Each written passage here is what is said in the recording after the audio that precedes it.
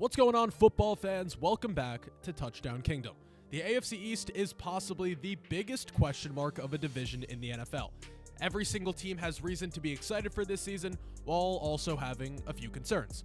Today, we're going to preview the AFC East, dive a little bit deeper into these teams, and give a record prediction for each of them. We'll start with the reigning AFC East champion Buffalo Bills. The Bills finished 11-6 last season and won a playoff game before their season ended in an AFC divisional round loss to the Chiefs. The biggest loss for the Bills this offseason was obviously to their receiver room. The Bills traded star receiver Stephon Diggs to the Texans back in April and let Gabe Davis walk in free agency. They attempted to fill that hole by drafting Florida State receiver Keon Coleman in the second round of this year's draft. Additionally, they signed Curtis Samuel. When looking at the Bills roster heading into the year, it might be their weakest of the last few seasons.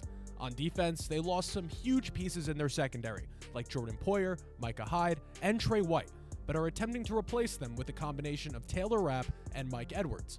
Their offensive talent took a hit, but they do still have Josh Allen. Despite being one of the most talented quarterbacks in the league, he still hasn't been able to win the big one, and part of that is due to lackluster performance from their receiving room. It's definitely a questionable move to get rid of talent rather than adding more talent for your quarterback, especially in a year where 3 out of 4 of the teams could be competing for the division title. Keon Coleman had a lot of hype early in the draft process, but he ended up falling to the second round. He should work both on the outside and in the slot, but Buffalo needs Coleman to perform in year one. This team's Super Bowl window is closing, but with a good coaching staff, a good quarterback, and a solid-ish defense, they'll still compete with the best. This team could really fluctuate either way, but I'll put their record at 10-7 for 2024. Shout out to the sponsor of this video, BetUS. BetUS is one of the leading online betting platforms, offering a wide range of sports betting and casino games. BetUS has all the odds you need for sports like basketball, baseball, soccer, football, and more. It is my favorite place to bet on sports. They offer 24/7 customer service, I get my winnings quickly with the 24-hour payouts, and the interface is just incredibly user-friendly. I can also wager on almost anything I want with the variety of betting options available. Between pregame, live betting, parlays, and prop bets, I have everything I need on BetUS. Let's say I want to place a bet on A.D. Mitchell to win Offensive Rookie of the Year this season. I just click on the football tab, scroll all the way down to NFL Season Awards, click on Offensive Rookie, find A.D. Mitchell, put how much I want to wager in. Let's go with $50. Click Place My Bets, and then confirm it. And that's how easy it is.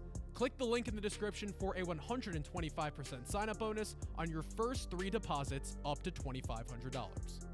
The New England Patriots are going to look a lot different this season.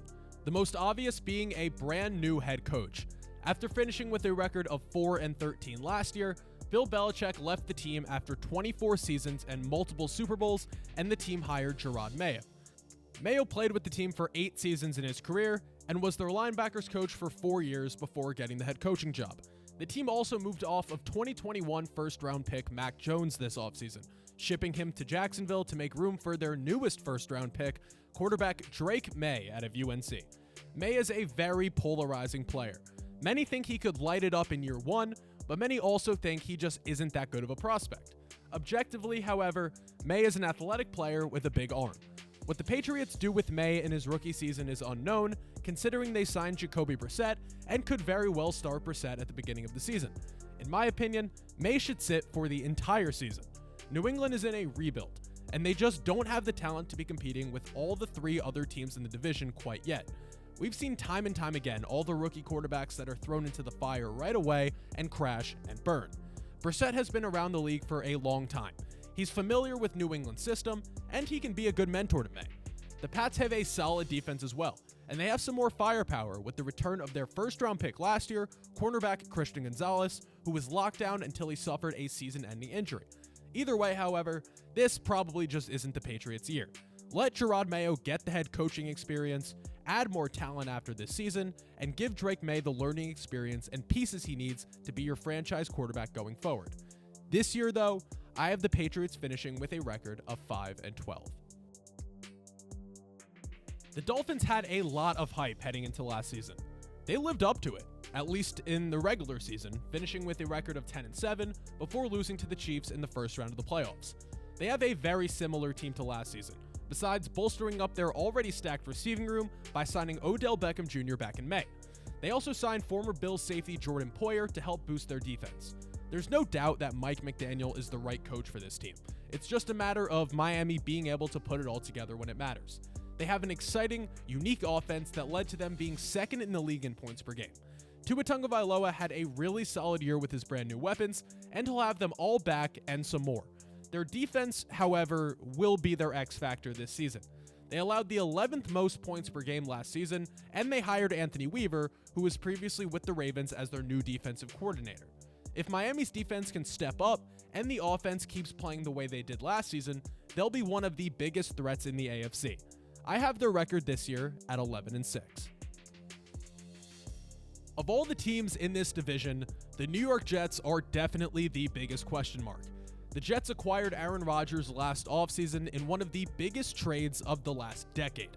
There was so much hype surrounding this team last year, and their fall from grace started just 4 snaps into the season after Rodgers tore his Achilles. This led to a disastrous Zach Wilson-led season that surprisingly ended with a 7-10 record. This, in part, was due to their superstar defense. The team lost edge rusher Bryce Huff, but New York is hoping that they could replace him with a combination of Hassan Reddick, who they acquired from Philadelphia, and Will McDonald, their 2023 first-round pick. I have no doubt that this defense will continue to thrive under Robert Saleh and defensive coordinator Jeff Ulbrich. On offense, there may not be a more talented roster on paper in the NFL. Aaron Rodgers, Breece Hall, and Garrett Wilson could lead one of the league's best offenses. They addressed their offensive line issue by signing Tyron Smith, one of the best left tackles in the league, and drafting Olu Fashanu in the first round this year. The Jets signed Mike Williams to be their wide receiver 2, and drafted both wide receiver Malachi Corley and, in my opinion, the best running back in the draft in Braylon Allen to round off their offense. Straight up, the ceiling for the Jets this year is a Super Bowl. It will all come down to how Aaron Rodgers plays and if he can stay healthy. I have the Jets finishing with a record of 11-6 this season. That was my preview of the AFC East for the 2024 NFL season. To recap, I have the Patriots finishing in last in the division at 5-12, the Bills in third with a record of 10-7, the Dolphins in second at 11-6, and the New York Jets winning this division through a tiebreaker with the Dolphins. Stay tuned for more exciting content coming your way. If you liked what you saw, don't forget to like and subscribe. Let us know in the comments if you agree or disagree with our assessment of the AFC East. We'll see you in the next one.